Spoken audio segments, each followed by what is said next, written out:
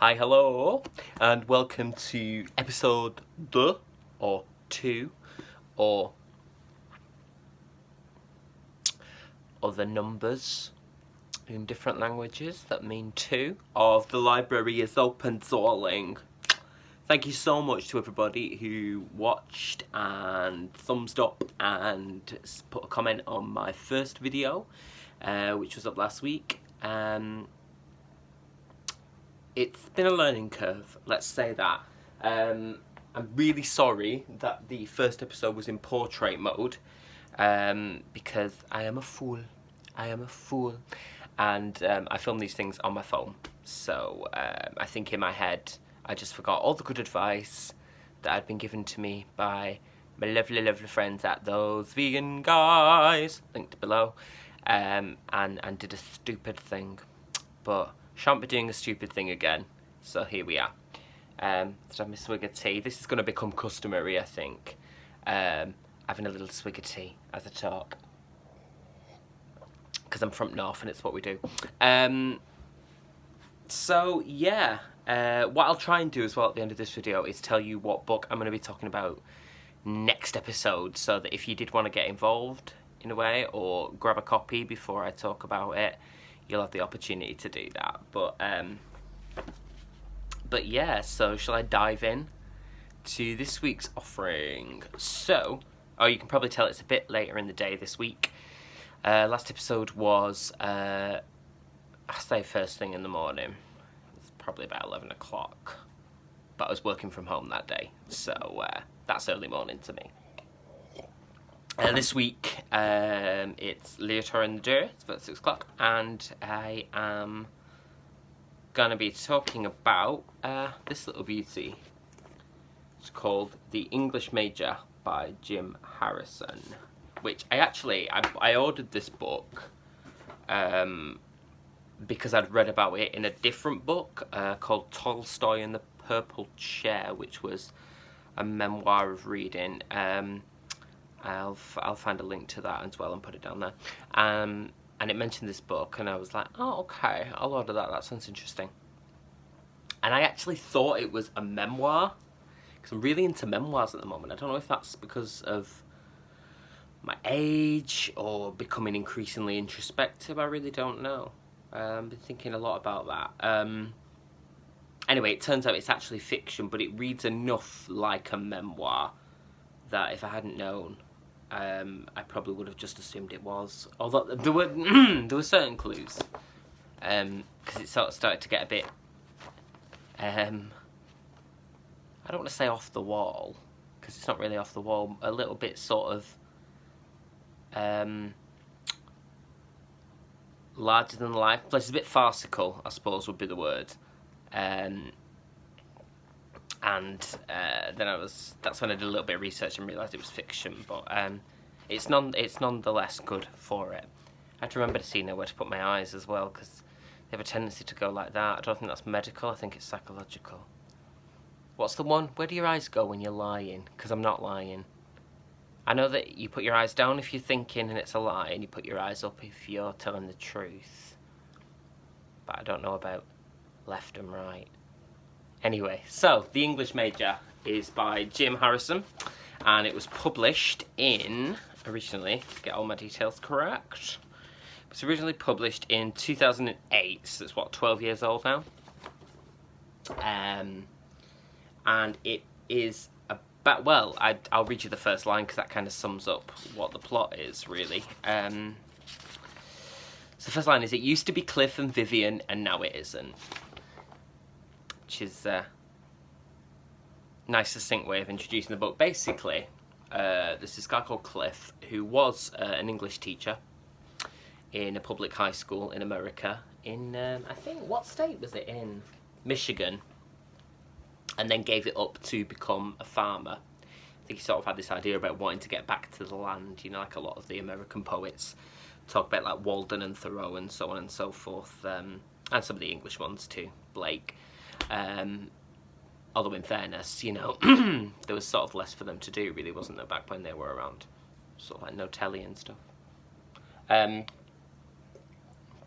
Anyway, so Cliff's married to Vivian, who is, funnily enough, his wife, would you believe? Amazing turn of phrase I've got. Um, and she is having an affair, we discover at the start of the book, with Fred, who they both ran back into at their high school reunion. Anyway, so Cliff ends up leaving the farm and comes up with this wacky plan, to drive across America, visit every single state. And he has one of those puzzles that you have sometimes when you're a kid of the world, but it's just of the USA, with each state picked out in different colours, with information about like what's the bird of the state, what's the flower of the state, and what's the state motto, and so on and so forth. And he has decided that as he drives through each state, he's going to toss the puzzle piece out of the car window, which kind of appeals to me. I don't know why. I don't know why it feels a bit sort of gently anarchic, doesn't it? I quite like that. Because I had a little puzzle when I was a kid, but it was the whole world that was sort of done with animals. So it was like the atlas, the globe laid out flat, but rather than having the country's names, it had a picture of like a native animal from that place, which was lovely. I imagine it's going to be quite difficult though. I don't think you can physically drive across the entire world just sort of throwing things out the window at random. It's like, psst. I mean, you probably could, but there'll be some sort of bylaw against it. Anyway, so the road trip sort of gives Cliff this opportunity to be super reflective on his life. So he thinks a lot about his family, growing up, about his parents, and relationships he's had, and his time as an English major in college, which he sort of reflects on as making him a certain type of person who thinks a certain way or conceptualizes life in a particular way. But he's sort of constantly undercut by this cast of characters who I don't want to say bring him back down to earth, because I don't think that the way he thinks is presented in any way badly or as if it's a negative thing, but he does sort of try to be quite literary sometimes, and I actually think the best literature is neither high nor lowbrow. It's just when it tells the story rather than trying to create beautiful sentences. I often tell my students, because if you don't know, if this is your first time, hey, I'm a writing teacher for performance, and we talk a lot about lines in service of the story, as opposed to lines for the sake of it. Now in fiction it's slightly different, because you can have beautiful prose. In performance you kind of just need to, everything has to be in service of moving the story along.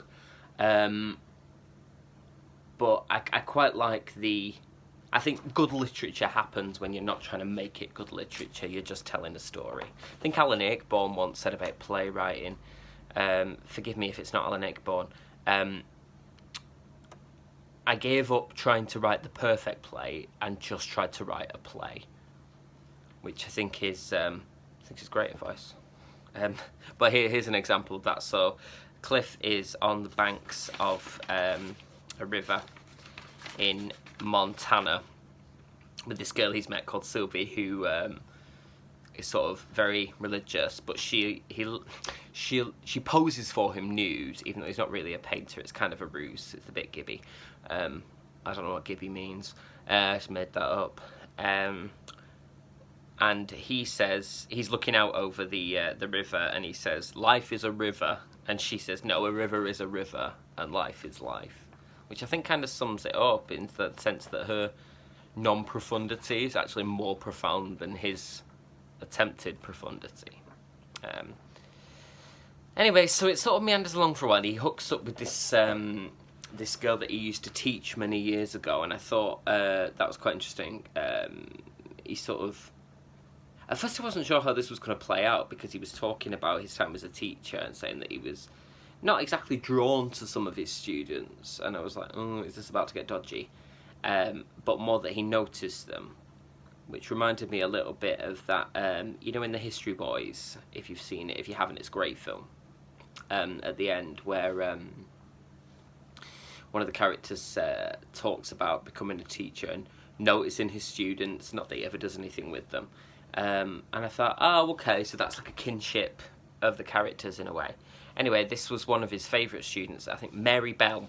Mary Bell is her name, you know, in that way that Americans often have of putting two names together. And they sort of have this weird fling that where he sort of realises that what he'd conceptualised her as. Do you know what I'm going to do? Actually, I'm just going to have a slur while I continue with this. I feel dead literary, but I can still say all my words. He ends up having a fling with her that sort of goes on for a few states, actually, and she's got issues of her own with her husband, who's been a bit errant, and a son who may or may not exist, who's away fighting in South America. So it's all a bit up in the air. And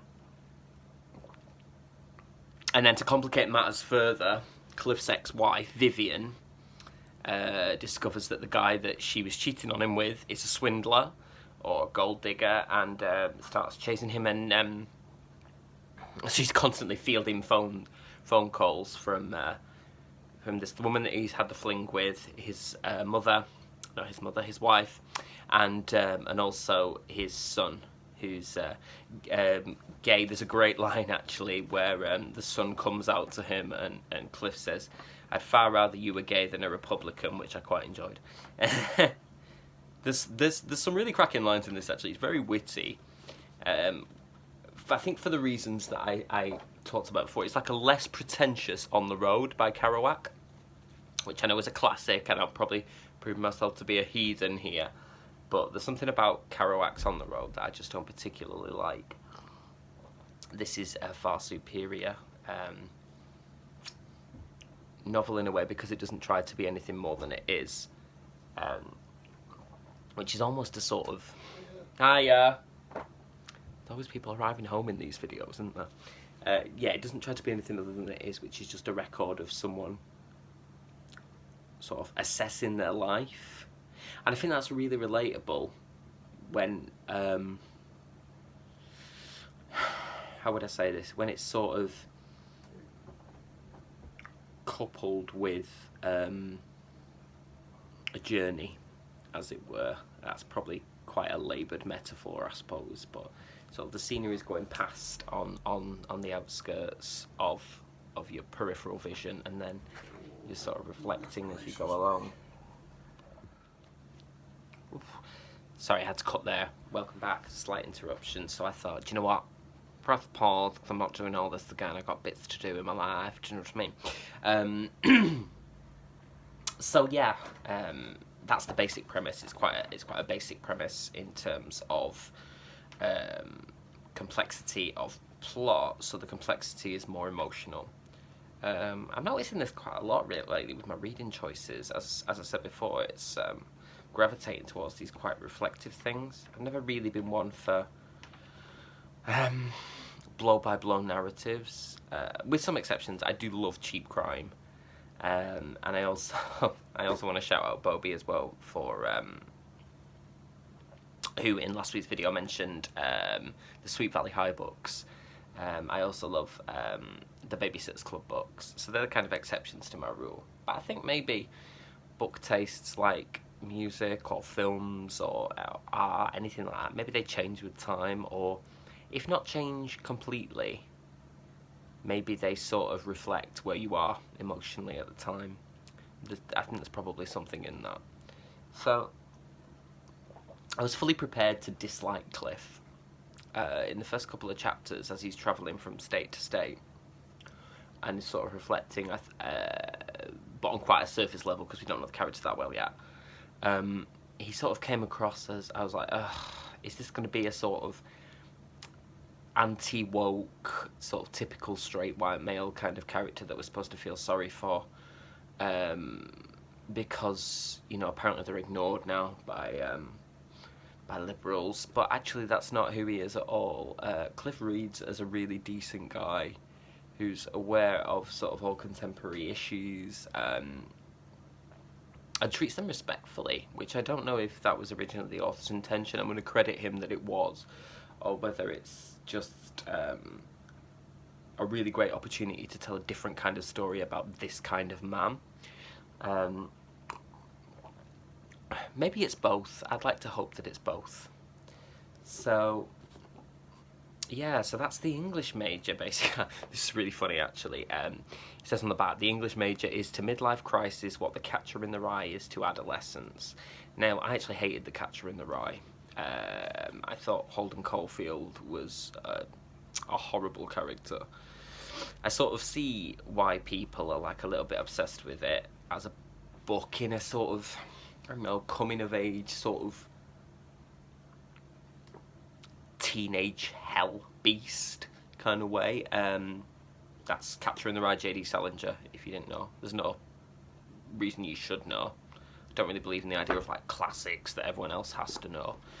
But I think this reads less of a midlife crisis and more like a search for new meaning.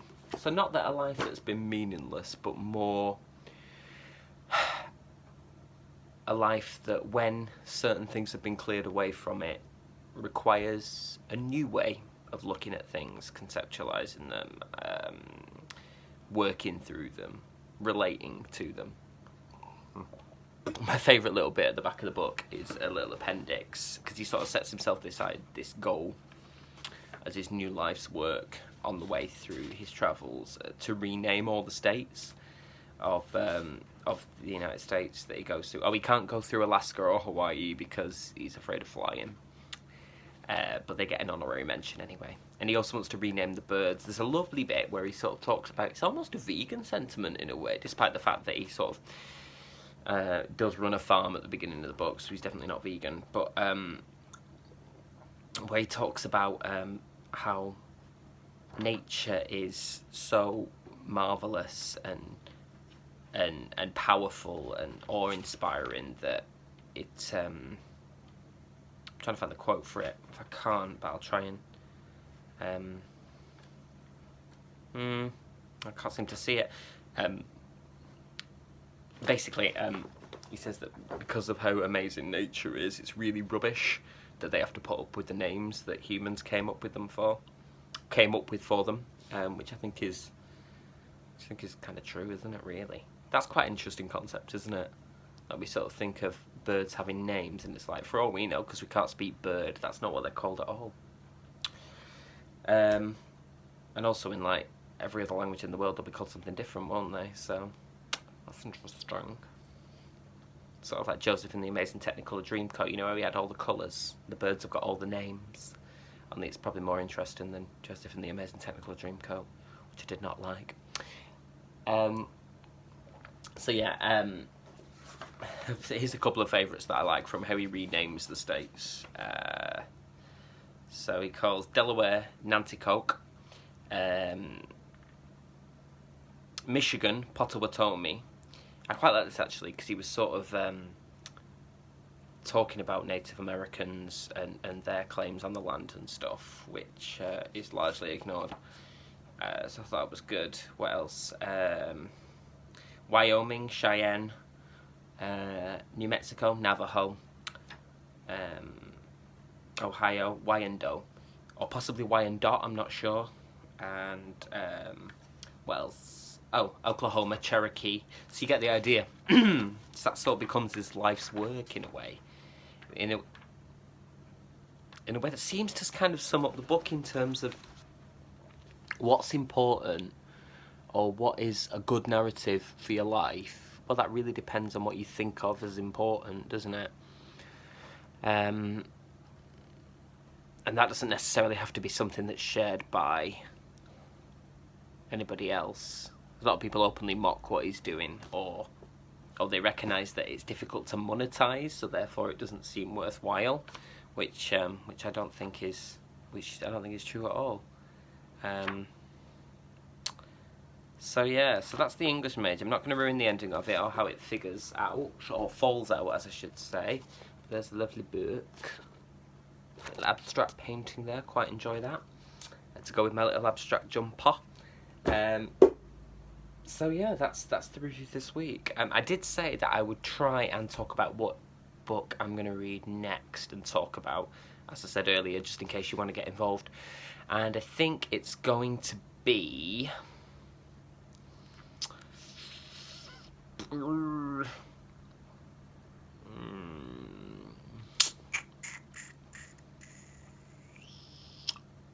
Announced in the description.